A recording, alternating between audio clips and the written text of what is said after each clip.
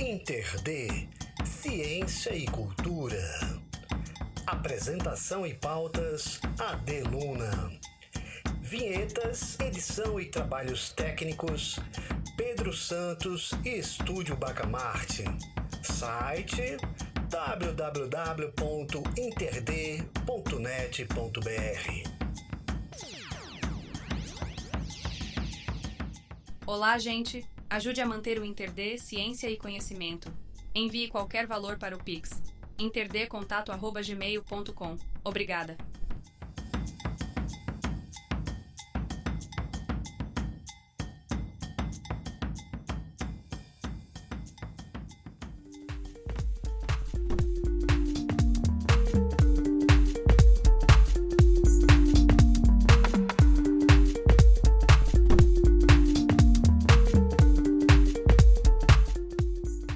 Olá povo, olá pessoas, eu sou a AD Luna e vocês já ouviram falar na Ilha de Deus?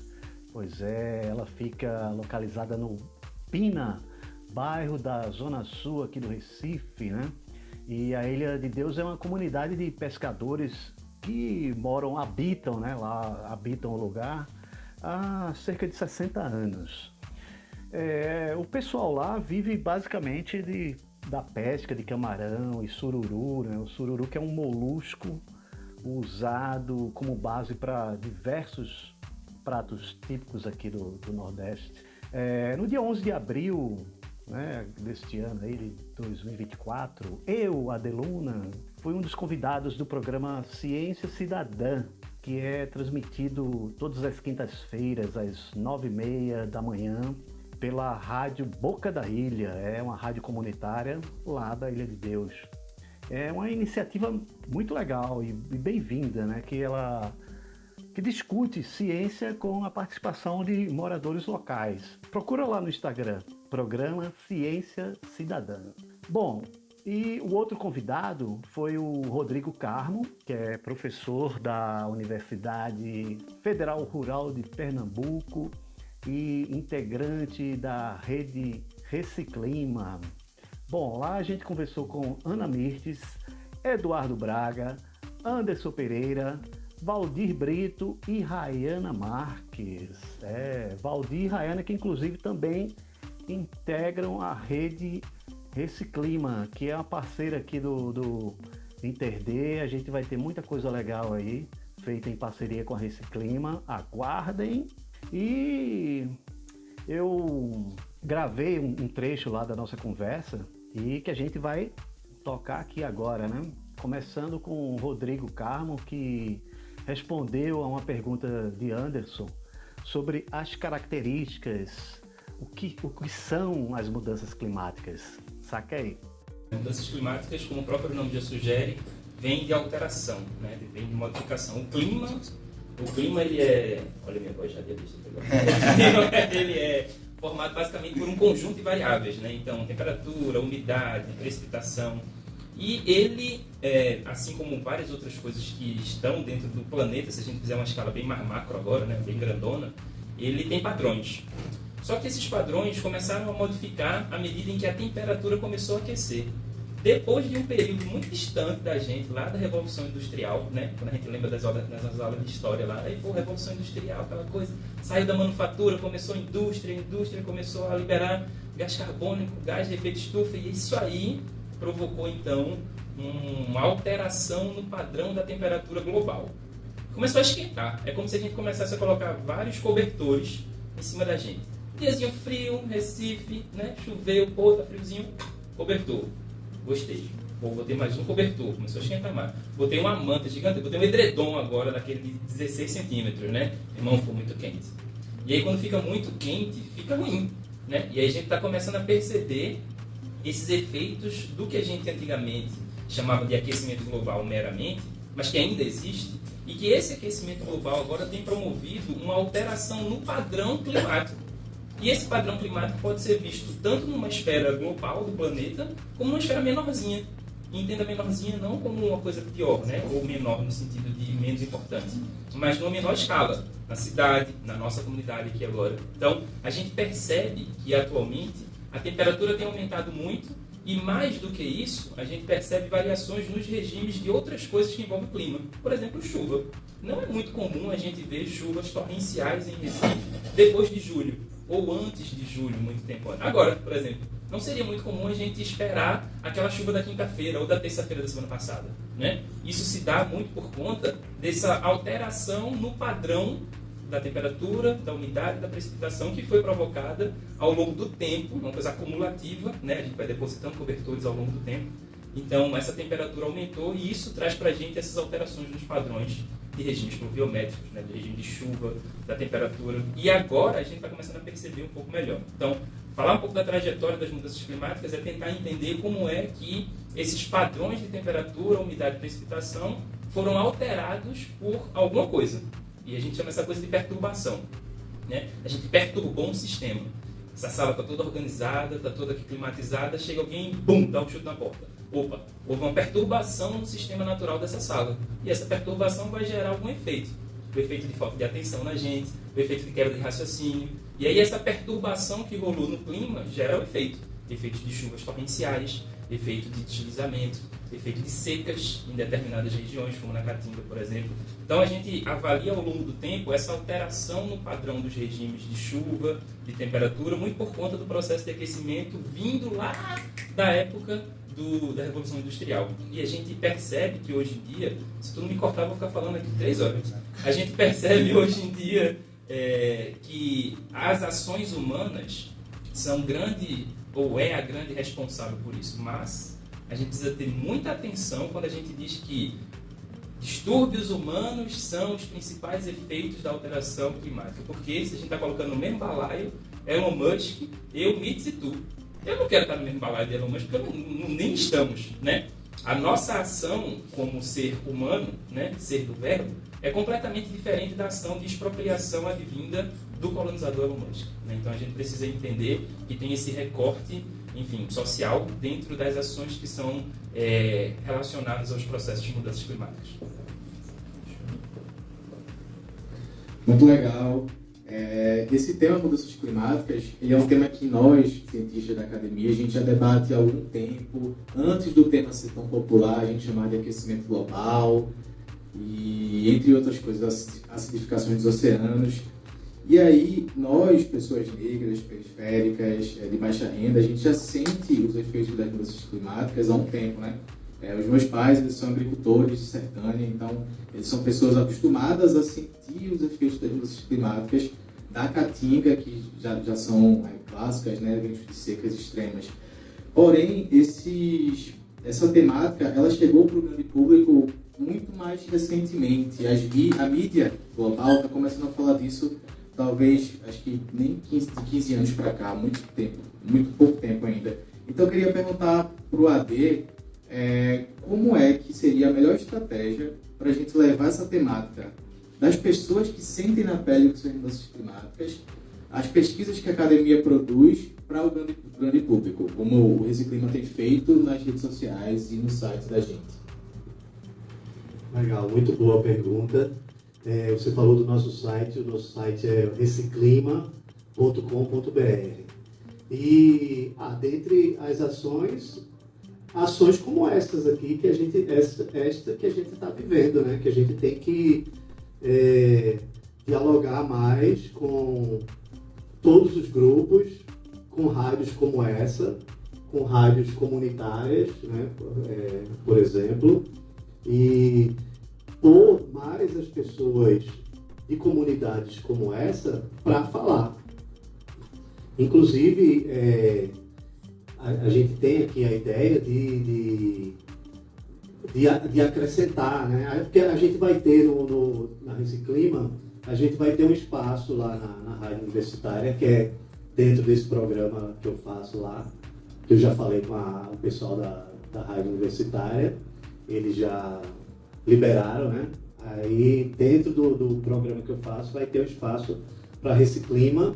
E até como eu estava falando, eu e o Rodrigo estava conversando, tá surgindo várias ideias aqui, né? E uma ideia que surgiu é de trazer trechos, por exemplo, do que vocês fazem aqui para a rádio, né? Para a rádio universitária. E Outra coisa, esse programa lá da universitária, que vai ter espaço desse clima, ele também vai para todas as plataformas digitais. Isso aí é uma outra estratégia legal, até para vocês aqui também, de gravarem, como o programa fica gravado, vocês transformam isso num tipo um podcast, né? Você põe no Spotify e tudo. Assim, tem plataformas que você coloca em um lugar só e ela distribui para várias plataformas. Aí assim vai chegar para mais gente ainda, né? Vai chegar para quem escuta o Spotify, que muita gente escuta o Spotify, tem o Deezer, tem Amazon, sabe? Amazon Podcasts, tem um monte, assim, vai chegar para mais gente e para você distribuir. Outra coisa também que é importante, que a gente está planejando fazer, são ações fora do mundo virtual. Não é? A gente realizar encontros em espaços como essa comunidade, né? Em universidades, em escolas também, porque é importante o convívio, né? Esse contato humano, né? Que a gente passou no tempo da pandemia. Eu mesmo fiquei meio pirado naquele tempo ali, que você ficava em casa, não podia encontrar com ninguém, e eu como músico, eu já estava pensando, nossa, nunca mais vou tocar, nunca mais vou fazer show. Inclusive eu fui fazer uma entrevista com um professor lá da UFPR, e numa época lá da pandemia, o professor quando é que a gente vai poder, eu, por exemplo, quando é que eu vou poder tocar, não sei o quê, diante do quadro aí, não sei o quê, ele mostrou lá os cálculos, daqui uns 10 anos, como assim? Ainda bem que não foi isso, que a vacina chegou rápida, né? E, assim, dentro da comunicação da gente, também tem a assessoria de comunicação, de imprensa, que quando a gente tem lançamentos, quando a gente tem ações aí importantes da Reciclima, aí a gente manda para a imprensa, né? Manda para rádios, manda para TV, para os jornais, para sites, do Brasil inteiro, inclusive. Tanto localmente como do Brasil inteiro. É isso. E tem que ir para todas as áreas, né? O nosso site, por exemplo, ele tem lá uma área para artigos em geral. Inclusive, se vocês quiserem daqui mandar artigos, podem mandar. Que são artigos, não são artigos científicos.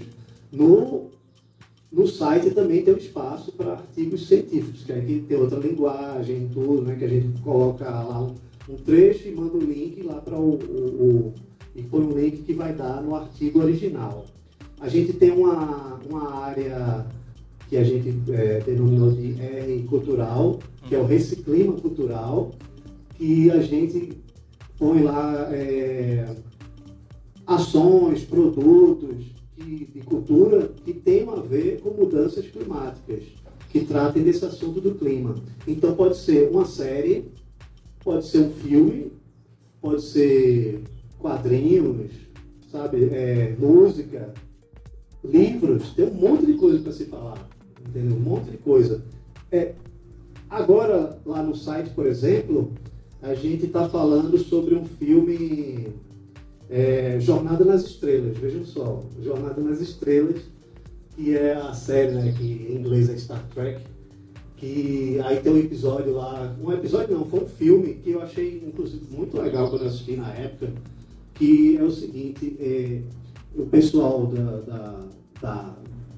os personagens lá da Star Trek, eles estão voltando do futuro, eles estão voltando para a Terra, e aí eles percebem que está ocorrendo uma grande perturbação, como o Rodrigo falou, na Terra, uma perturbação climática, né? Tá maremoto e tudo. E aí eles tentam entender o que está acontecendo. Aí o Spock, que é aquele da orelha pontuda, né? Que inspirou até o nome do nosso maestro Spock. Essa é a verdade, porque o maestro tem uma orelhazinha meio grande, né? Aí, isso ele mesmo falou, viu? Não é bullying, não. Então, aí quando eles vão para a Terra, eles percebem que eles voltam para a Terra de uma missão espacial, eles veem que tem essa perturbação. E aí eles vão estudar o que está acontecendo. É o seguinte, vem um objeto do espaço que começa a mandar mensagens para a Terra. Mandar mensagem e ele quer uma resposta. E aí eles vão estudando, né, que o cientista, né, o Spock, o cientista, e o que é que eles descobrem? Que essa sonda está mandando mensagens para a Terra, esperando a resposta, e a resposta que ela está esperando são das baleias. Só que, assim, como Jornada nas Estrelas é feito daqui a vários séculos, ele ocorre no futuro, né, em vários séculos, as baleias foram extintas. As baleias foram extintas. E se eles não conseguirem baleias para responder essa sonda, a Terra vai ser destruída. Sabe? É uma coisa bem interessante. Eles têm que voltar para o passado. O passado, no caso, é o século XX, para eles pegarem baleias do século XX. Eles vão voltar, né, no passado, pega as baleias do século XX para ir para o futuro para salvar a Terra. Aí veja só a mensagem ecológica aí, né? Eu achei bem interessante. E isso a gente está falando de uma coisa internacional, mas a gente pode falar de coisas locais. Chico Sainz, por exemplo, né, ele falava muito, né, sobre questões ambientais, né, do mangue. O próprio nome, Mangue Beach, né, tem tudo a ver com o ambiente e tudo. Então, assim, a coisa é imensa. Porque justamente para a gente sair só do discurso acadêmico, que ele é necessário. Quando a gente vai escrever um artigo e tudo, a gente tem umas regras, né? Todo mundo que é cientista sabe, pesquisador, porque a gente tem que atingir ali a nossa comunidade acadêmica. Mas a gente precisa transformar essas pesquisas que a gente faz, transformar numa linguagem acessível para todo mundo. É isso. É muito interessante a fala do Ade, muito obrigado pela sua fala. E o que eu acho muito interessante é que a gente consegue trazer a perspectiva da ciência para esse contexto da mudança climática, a ciência envolvendo a ficção. É muito legal, porque e a forma como ele falou eu achei muito interessante, porque muitas vezes a gente enxerga esse tema só por um recorte. E a gente consegue inserir não só por contexto, você falou muito massa, eu achei muito interessante, porque eu não tinha pensado dessa forma. E levar também em quadrinhos essa forma também desse tema. Então é muito legal, eu acho muito massa isso. Agora a gente vai falar um pouquinho, agora vamos ter um pouquinho da voz da comunidade, né? Vamos deixar a gente falar um pouquinho. E agora a gente vai falar do contexto da comunidade mesmo. A gente teve um evento muito massa sábado, que, assim, infelizmente a gente sabe que todo mundo tem a correria, tem as questões, enfim, a gente sabe da correria, como é que é aqui na comunidade. Então o que a gente vai falar um pouquinho sobre esse evento de sábado, que eu queria que me falasse sobre ele, e também sobre a importância das estratégias que a comunidade tem para levar esse tema. Mitz, eu queria que tu falasse um pouquinho sobre essa questão do sábado, para quem não conseguiu ir, para ter essa visão de como foi o evento, e como foi muito produtivo, né? Vou logo um spoiler logo, mas é isso, eu acho que é essa a minha pergunta para tu. Então, só para vender o peixe, né, eu vou enviar para vocês o documentário que a gente fez também sobre mudanças climáticas lá no Jardim Uchoa. É um documentário massa lá sobre como o clima influencia lá, né, na realidade das mulheres lá do Jardim Uchoa. E é bem interessante. E assim, o que aconteceu sábado foi, na verdade, o resultado, né, desse trabalho de 2 anos que a gente fez a alcance comunitária. Na verdade, era para ser em 5 comunidades, mas, né, a gente tem uma dificuldade com certas lideranças, o IPCEP, a gente não conseguiu, o filho da pessoa ficou doente, mas a gente não conseguiu concluir o trabalho lá. E também, a gente queria também lugares de morro, né, e ficou nessa peleja de conseguir um contato lá do Jordão, mas acabou que deu errado. Mas a gente ficou só em Ilha de Deus, em Jardim Uchoa e na Vila Tamandaré. E assim, como eu tinha falado antes, né, como era um tema muito assim, que a gente não dominava, a gente não conhecia, né? Foi muito difícil, mas foi um desafio, né? Até para a gente chegar nos territórios e dizer, ó, a gente está com um projeto de mudança climática e a gente nem sabia como explicar direito o que era mudança climática, né? Então, assim, foi um crescimento para a gente em relação a esse tema, sabe? E assim, vocês viram o resultado, né? A gente fez perfil das comunidades, através desse perfil, assim, de como surgiu a comunidade, aí tinha lá alguns anos relacionado, como se iniciou o primeiro momento quando falou sobre mudanças climáticas, aí de acordo com essa década, o que essa comunidade já existia, o que aconteceu, quem nasceu nessa época. Aí de acordo com esse perfil, a gente viu que aqui a mudança climática interfere no lixo, na saúde, né? Na alagamento, casas desocupadas. Então a gente foi fazendo mapeamento, através do perfil a gente conseguiu fazer tipos de mapeamento diferentes. Aqui na ilha foi relacionado à economia, que a mudança climática afeta a economia. Lá em Jardim Tamandaré, por também ser um território pesqueiro, afetava na saúde, porque era muito lixo. E em Jardim Uchoa era justamente o alagamento e muitas casas abandonadas. Então a gente mapeou as casas que foram abandonadas devido ao alagamento, que era próximo ao canal, era um rio, né? O rio Tegipió, que acabou virando um canal. Então a gente fez esse mapeamento. Então o que aconteceu sábado foi justamente isso, foi trazer esse resultado desse trabalho todo que a gente fez nesses territórios. E assim, o interessante é que quando a gente chegava e perguntava, você já ouviu falar sobre mudança climática? A maioria não sabia nem o que era. Então, quando a gente explicava, mudança climática é isso, as pessoas, não, aqui a gente sente os impactos da mudança climática assim, é muito lixo, é doença, muitas casas sendo desocupadas, as pessoas não querem mais morar aqui porque alaga. Aqui na comunidade, assim, acho que, assim, os dois territórios que mais chocou a gente foi lá em Jardim Uchoa, porque assim, você escutar um relato, quando vocês viram o documentário, aqui o pessoal viu, foi no sábado, mas quando vocês vê, a gente teve um choque assim, porque mesmo antes da urbanização, a ilha nunca sofreu alagamento, né? Quando era palafita, a gente sofria com a influência da maré. Quando a maré vinha muito grande, as casas realmente a ilha inteira era lavada, mas assim, em termos de quando está chovendo muito, a gente nunca se preocupou assim, a minha casa vai alagar, a minha casa vai cair, a gente nunca se preocupou com isso. E aqui um território tão pertinho, vizinho da gente, as mulheres sofrem. E assim, o psicológico delas muito abalado, sabe? O psicológico, você vê assim na fala delas. E aqui na ilha, o que chocou a gente quando a gente fazia mapeamento é que a gente fez com as mulheres, justamente com as mulheres, né? Como a mudança climática afeta as marisqueiras da comunidade. E quando a gente chegava nas portas das marisqueiras e perguntava, tu sabe o que é mudança climática? Muita não sabia, nunca ouviu falar. E quando a gente perguntou assim, se um dia o sururu acabar, tu vai fazer o quê? As pessoas nunca pararam para pensar assim, que um dia a pesca pode acabar, que um dia o sururu pode ficar extinto, o marisco pode ficar extinto. Então, muitas diziam, eu não sei nem o que fazer. Eu nunca pensei nisso, vai acabar, mas eu talvez se ia acabar. Aí eu não ia traumatizar a pessoa, né? Mas que há uma possibilidade devido à poluição, né, se intensificando muito nos rios, né? A gente já está agora num momento muito difícil aqui dentro eu falo da ilha porque eu moro na ilha, mas outros territórios vizinhos que a gente, como pescador, a gente troca essas conversa muito. Então, assim, tanto eu acho que no bode, a Brasília Teimosa, as pessoas também sentem muito, né, essa ausência no pescado. Então, foi algo, assim, muito preocupante, né, e está sendo preocupante. Depois desse trabalho, a gente fica pensando, e ainda fazer o quê? Ou a gente... Porque vocês viram, foi assim... a quantidade de moradores participando foi muito pouca, né? A gente chamou, a gente divulgou, a gente colocou uma bicicleta para sair divulgando sobre o evento, lançou um link para as pessoas se inscreverem para poder participar.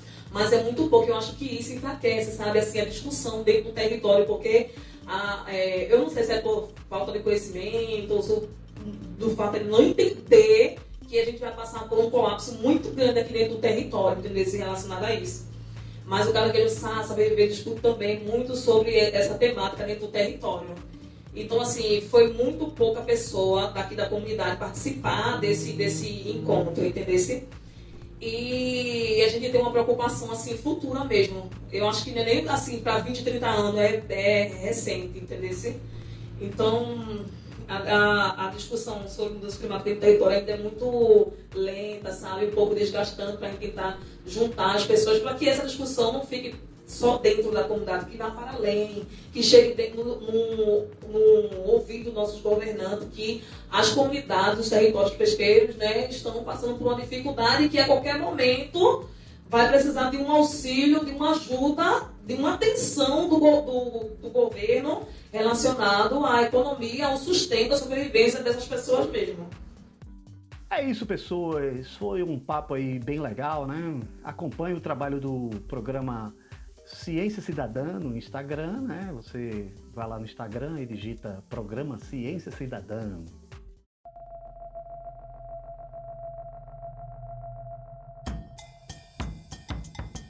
InterD, Ciência e Cultura. Apresentação e pautas, Adeluna.